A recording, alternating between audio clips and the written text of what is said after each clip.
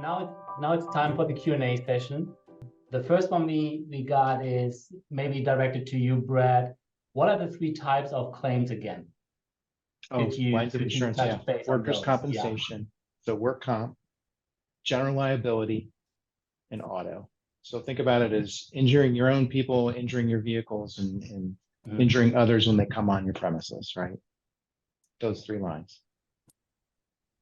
Okay, that's good. That's good. And we got the next question coming in. When is the next meeting to learn more in person and location? Risk control workshop.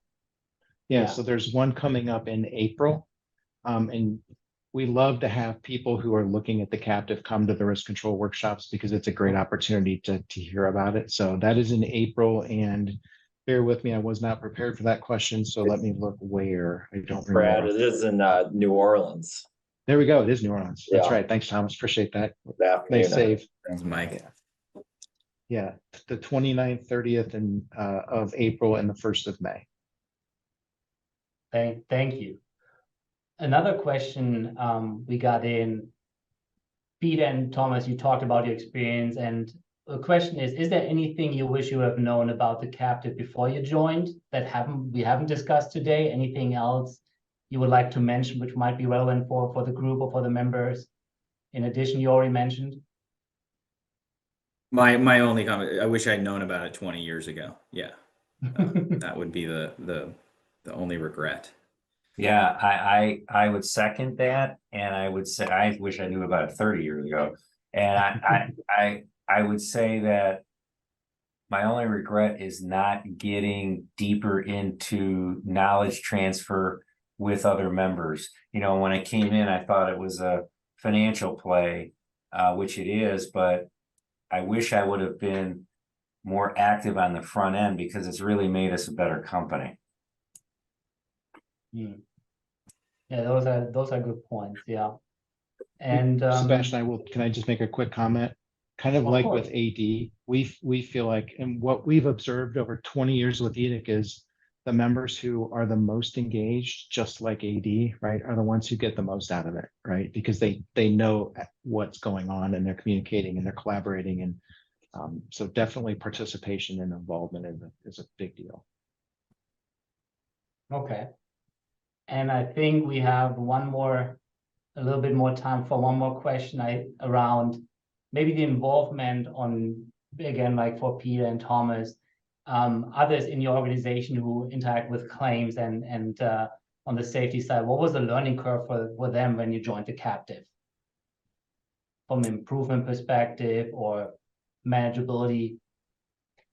Yeah, I think for us, I think from the assessment was helpful as to frame what we were going to be doing around how to improve our safety and enjoy claims. The claims process has actually, I think, gotten a little bit better for us.